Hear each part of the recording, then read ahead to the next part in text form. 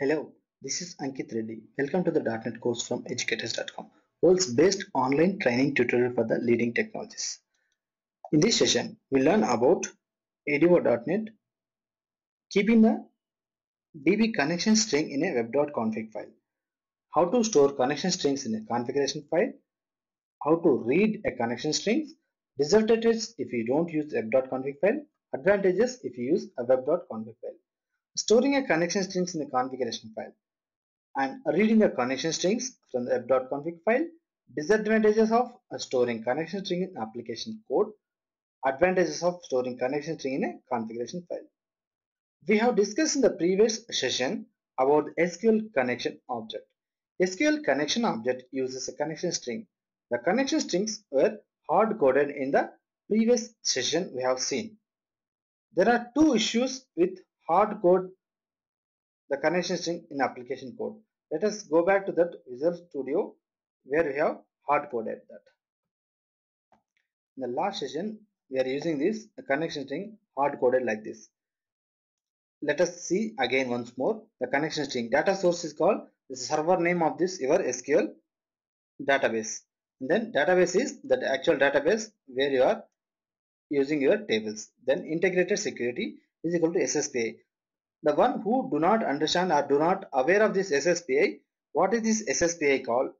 SSPI stands for Security Support Provided a Provider Interface. Let me tell again, SSPI stands for Security Support Provider Interface. This SSPI does not establish logon credentials because that is generally a privileged operation handled by the operating system. So, this integrated security actually ensures that you are connecting with SQL Server using Windows authentication, but not SQL authentication, which requires username and password to be provided with the connection string. That's what SSPI.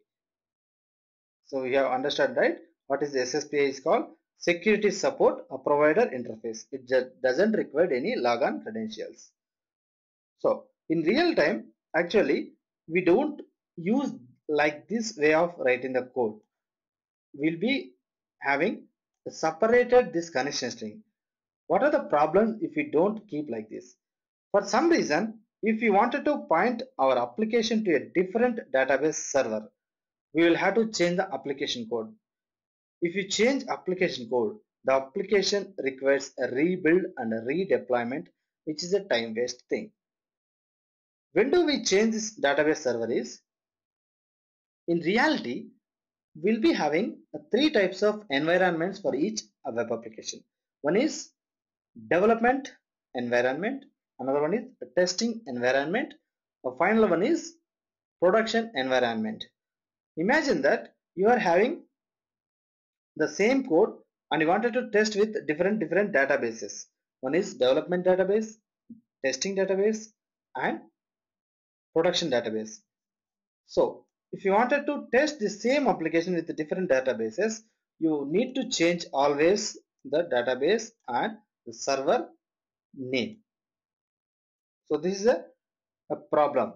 If you keep on change this application code, the application requires a rebuild and a redeployment, which is a time waste thing. Then next problem is all the pages that has a connection string hard coded needs to change. Suppose a application may contain like more than 50 pages and 100 pages also. Imagine that each page is connected to the database. When you have made like this hard coded, each and every page you need to change this, whatever the changes you have come up with the database or SQL server name, you need to change that. This adds to the maintenance overhead and is also error prone, means that you may get errors. If you have any spelling mistakes, definitely will be leading to the errors. So in real time, we may point our applications from time to time, from development database to testing database to production database. Because of these issues, the best practice is to store the connection in the configuration file, from which all the pages can read and use it. This way, we have only one place to change and we don't have to rebuild and redeploy our application. This saves a lot of time. In ASP.NET Web application, the configuration strings can be stored in a web.config file. Let us move to this web.config file. Go to the Solution Explorer, you can see web.config file. Open this web.config file. Here, I am going to use a connection strings. Let us see that connection strings. Then inside which I'm going to use this name. What is the name you wanted to keep for this connection string? You can use whatever database you want, DBCS. Then connection string. Here, whatever the one you have hard coded, you can get it.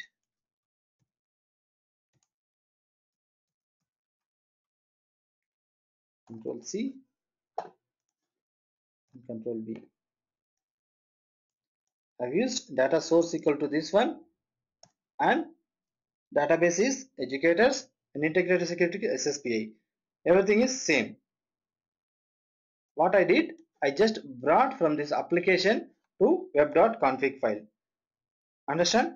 Then we have set the connection string in a web.config file within the connection strings, this one, by giving add name and connection string.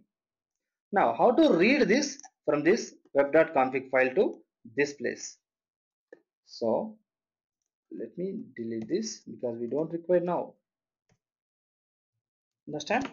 So in order to read a connection string from web.config file, we need to use a namespace called system.configuration.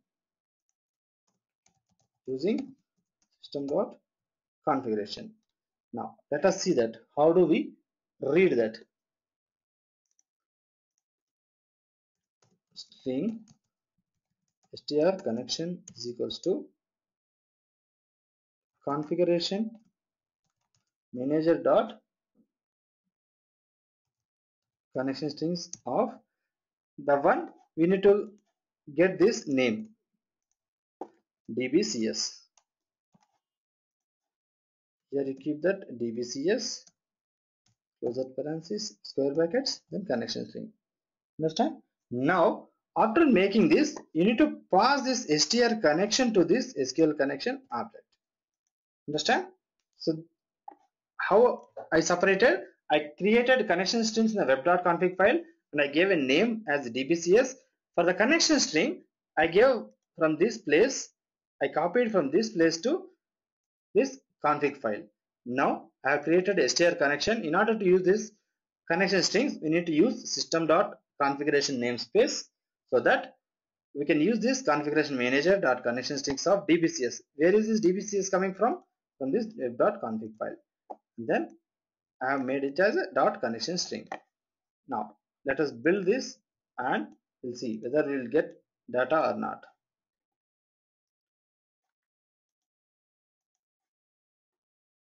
Now let it load. See this. Still we are getting the data without having any error. So advantages are like that. In order to keeping that a file dot, that means web.config file will be having all the pages that has the connection string, instead of hard coding will be keeping it in one place, so that it doesn't require any rebuild of this application or redeploying of our application. This saves a lot of time. Imagine that your application is having 100 pages. In order to, instead of giving this hard coding, we call this as hard coding. We are keeping a connection string at one place, and then we are setting up like this. If you are changing your database name, you can change here only one time, and you are changing the server name, you can change here one time. You don't need to change in all the applications wherever you are using this database communications. So this is the best way of using connection string in our web.config file. So advantages we have seen, disadvantages we have seen, how to read a connection string, how to store a connection string in a configuration file we have seen. Hope you understand this. Try catch block, and finally block is used to close the connection. Remember that as late as possible you open the connection, and as early as possible you please close the connection. See here, just before I'm executing this reader, I just open. Again, do not worry about this execute reader thing. In the next session, we'll be discussing about SQL command. That time we'll be learning about execute reader. Thank you for watching this session.